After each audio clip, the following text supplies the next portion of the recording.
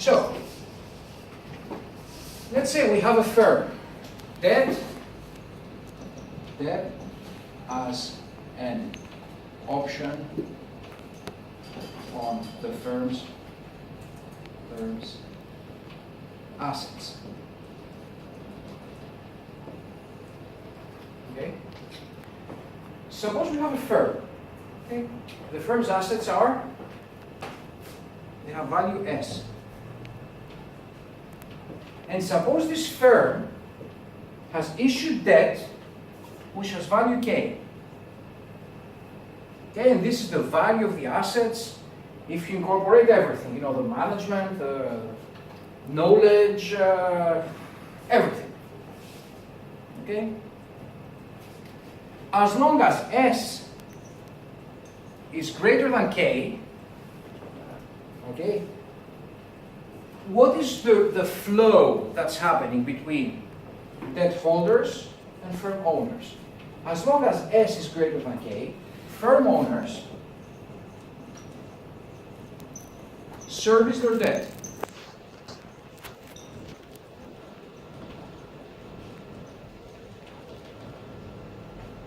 Very simple. I have something which is worth more than the amount I owe. So it is my interest that I keep servicing my debt and I remain owner of that company. Suppose now that S is less than K. Essentially, firm owners exercise their option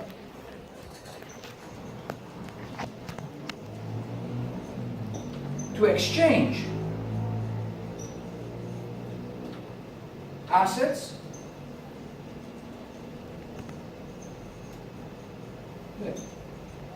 essentially the firm owners, if they see that the value of the assets is below the value of the debt, they exercise their option to walk away from the deal and tell the debt holders, take the company. If you look at the payoff of this, it's exactly the payoff of the put option on the firm's assets with strike price, the nominal value of the debt, held by the owners of the firm. Of course, to hold this option, I must compensate the option writer. Who is the option writer? The debt holders. What's the compensation to the option writer? The credit spread. This is how Black-Scholes started. The original paper is from 72, I think 73. Merton. Now, in this model, of course, we can predict both the probability of default and the loss given default.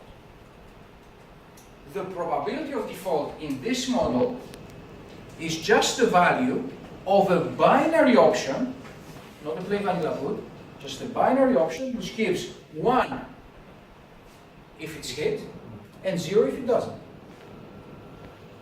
A binary option with on underlying S with strike K and the volatility of the assets will give me the probability of default. And the loss given default, then, it is given by the option price divided by the probability of default.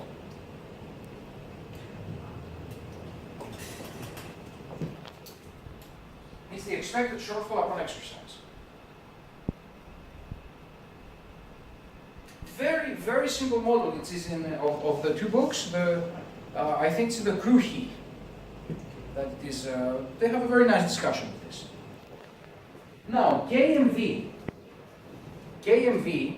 was a firm that saw this many years after Merton did it. Okay? And they said they're going to conduct a huge analysis and a huge calibration of this model into actual credit events. Okay? Now, there is one problem. In order to value an option, I need this, I need that, and I need the volatility. How do I find, and suppose that this volatility is quoted in the market, okay? How do I find the market implied volatility of the firm's assets? It's a trickier question than it looks. What would be your first intuitive reaction?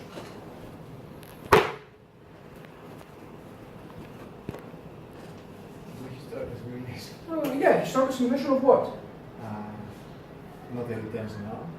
Yeah, but of what? Not events now. No, not events. Returns. You're on the right track. But returns of what? What do you have to work with? Return on assets. You need something with daily quotes. The price of the stock. Apparently, what the KMV approach was that the market has so much information and it analyzes things to death that they are probably the best estimators of the actual value of the firm's assets. Okay? Now there's a problem. If you try to do time series analysis on the price of a stock, the stock is not just the assets, it's the assets plus, quote unquote, the option to default. The stockholder is not just a share of the assets. It's a share of the assets plus the option to default. From the calculation when we have the equity plus debt, because the exactly, but it's also the option to default. That's why you can have firms that have enormous valuations but have very few assets, like Facebook. So there is a very nifty trick. So essentially, the option to default is part of the time series that you need to get the volatility to calculate the value of the option to default. It's cyclical, and yet it isn't. There is some very very nifty tricks. I think Alexis Benos did some work when he was at Curiosity University. There is a way to combine this, get around this apparent cyclical reference, and arrive at the theoretically correct volatility. The theoretically correct volatility, asset volatility, given the observed stock price. So KMV did that, and they had a huge project to calibrate to actual defaults. They came up with a concept they called the distance to default. Essentially, they took this framework and tweaked it to actual data. They came up with some pretty good textbook cases with Enron and how they predicted, and then they sold the company to Moody's, something like 150 million. Essentially, they sold a model and some market research for 150 million. Different times.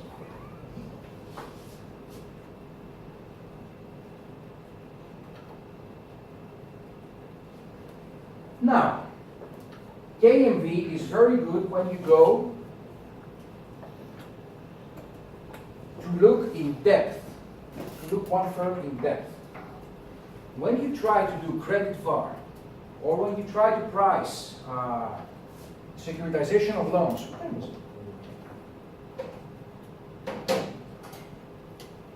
when you try to price, you want to take a break, or you want to go through? Okay, let's let me see. Just one second.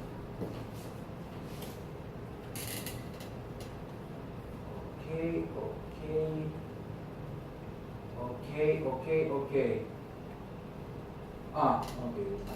Okay. Now, when you try to price a securitization or to find the credit value portfolio, the KMV framework is very, very cumbersome. You need a simplified approach. So, how would you, let's see what we have. Okay? What we have, and is very readily available in terms of credit, is the so-called transition matrix.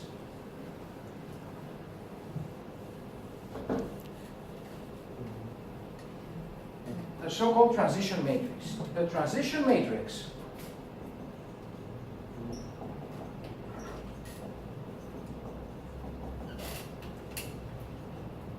Okay, the transition matrix is essentially a statistical log throughout history of state transitions between any kind of rating, Moody's rating, A, AAA, AA, B, C, to any other kind of rating within 1 year. So, the transition matrix, it has rows that add up to 1, because they're probabilities. It starts here, it has to end somewhere. Generally, the diagonal rows are the biggest ones, the diagonal elements, because something that has a rating, it has, more often than not, it will finish the year at the same rate. On the other hand, it has a finite probability of going better or worse. Generally, this is the good one. Here's the default. Okay? The last element of the transition matrix is essentially the default probability. Okay? And then you get an exponential increase in default probabilities from here. Here they are of the order of, say, 0.01%. They go to 1% around, you know, the B, single B range, and then they go to around 20% in the C range. You can see the transition matrix here. Okay? So, having an idea of the state distribution at the end of the year is no big deal. Okay? I wouldn't need any sophisticated model. I would just count events and count transitions. The problem when we're having portfolios is the following. I'm not interested in the transition of a single object. I'm interested in the distribution of returns of my portfolio, which means I'm interested in the so-called joint migrations.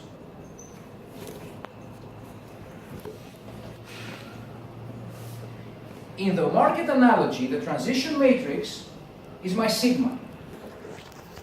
If I want to find the returns, the distribution of the returns of the variable portfolio, I'm not interested in just the sigmas of individual elements. I'm also interested in the correlations. Correlations in the transition matrix environment, they are called joint migrations. Even thinking how to do this and backtest this in terms of events, for two, it's intractable. It's hard. For a portfolio, it's intractable. So enter the following. What's the thing, the correlations of which are really, really well understood in the dynamics? Portfolios of individual stocks. Okay. Portfolios of individual stocks, I've got each one has its sigma, each one has its rho. I've got factor analysis, I have the diagonal model, remember we talked about this, portfolios of individual stocks. I've got an enormous wealth of analytical tools to talk about portfolios of stocks. Imagine if there was, behind each name, each credit name, there was a virtual stock. Okay? We would call it, where is it? The latent variable.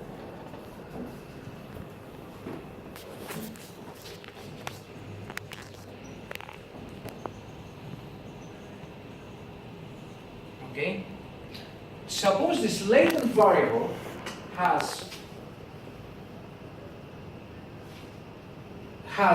is standard normal, okay? It's got a sigma of 1. It's called the mean of 0. And lots of latent variables between themselves, they have correlation. Okay? The simple transition, if I have one name, one row of the transition matrix, the simple transition is one row, which is a vector of probabilities,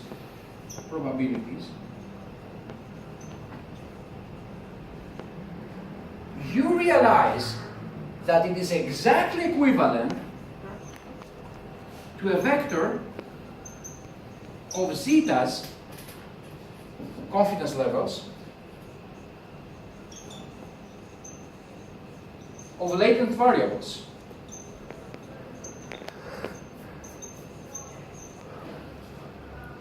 Okay? Essentially, if I tell you, this guy, which say at a rating A, it has a 1% probability of default.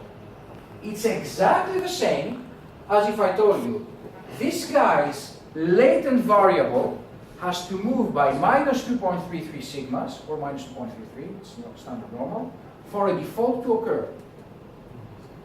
I'm saying that it has, say, a 4% probability to land into the C range. This would mean, it's exactly the same as saying that this latent variable, if it goes between minus 1.65 sigma and minus 2.33 sigma, this guy lands into the C range. It's exactly the same.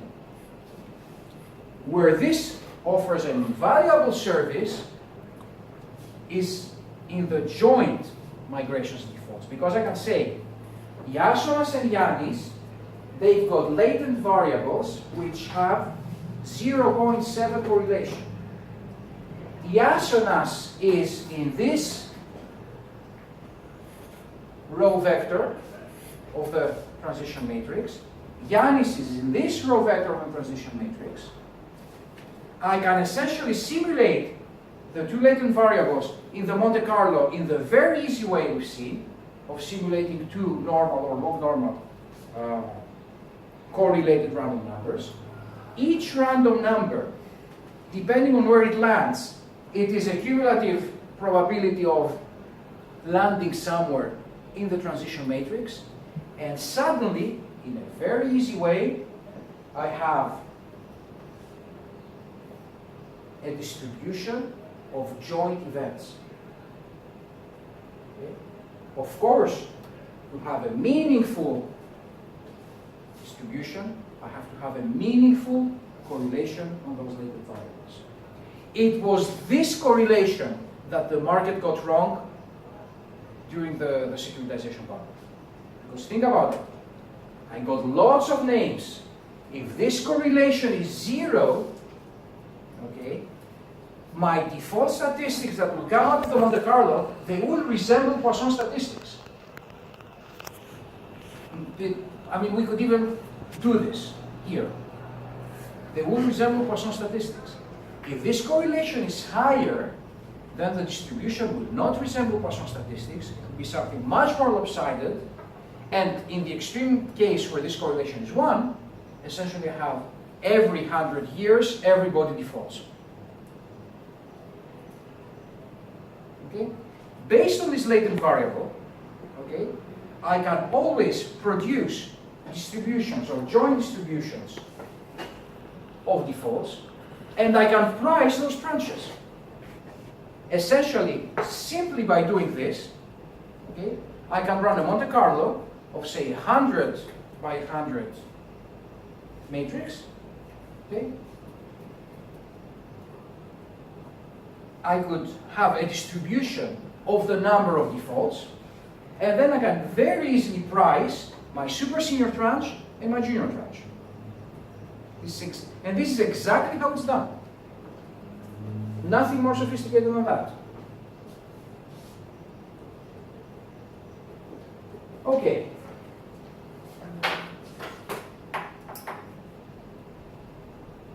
Okay.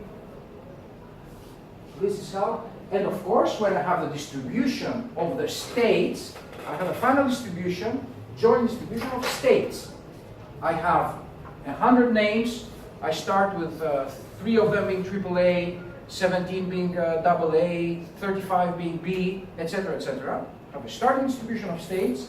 I go through this Monte Carlo with this transition matrix. I go to a final distribution of states. Okay? By assigning an average spread to each final state, essentially, to each state, essentially each rating, essentially I can, and having the duration of my bonds in mind, essentially I can have a P&L distribution of this portfolio. This portfolio was like this in the end, it has a different distribution of ratings. So it has a vector of ratings. I run 1,000 Monte Carlos, I have 1,000 vectors of 100 ratings. Okay? I reprice this by typical spreads. I have a P&L. The 99th percentile loss in this P&L, thus calculated, is my credit VaR. And this is actually being done. There is software that banks have which does exactly this, to calculate in the trading book, credit in the trading book, there is a metric which is called incremental risk charge. And it is exactly this, the credit VaR at the 99.9% confidence level for 1 year. And of course, there are tricks and shortcuts on what rows to assign between two names. And they say, okay, between a large automotive firm and a small financial firm, you have to assign this kind of empirical correlation coefficient. There are also empirical correlation coefficients that the regulator accepts, and you come up with a credit VaR. Now, one last thing before we. A very simplified case of this is the following. You remember the diagonal model? Stocks. Assume that the diagonal model applies to the world of latent variables. Μπορούμε να γράψουμε άλλο φως. Βεβαίως.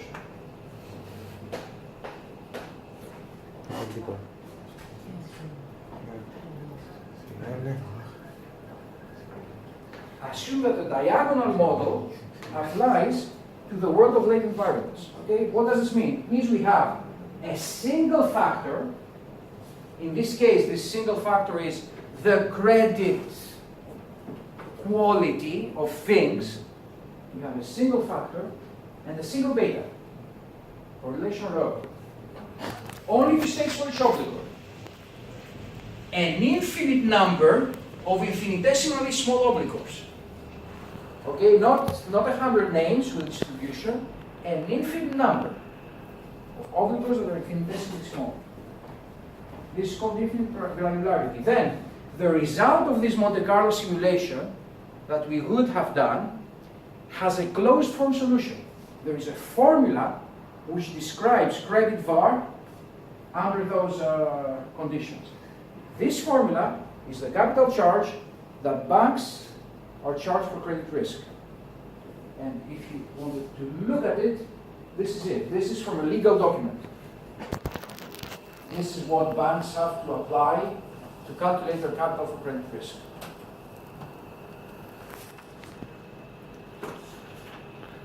And on top of that, let's say this is like the zeroth order approximation. Say an infinitely granular portfolio of infinitesimally small obligors.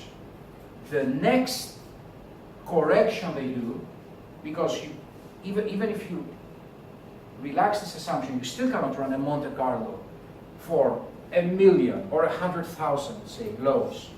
It's impossible. They got this index which is called the Herfindahl-Hirschman index, which is a metric of how far your portfolio deviates from infinite granularity. But I guess we can stop here, take a break, and then come back with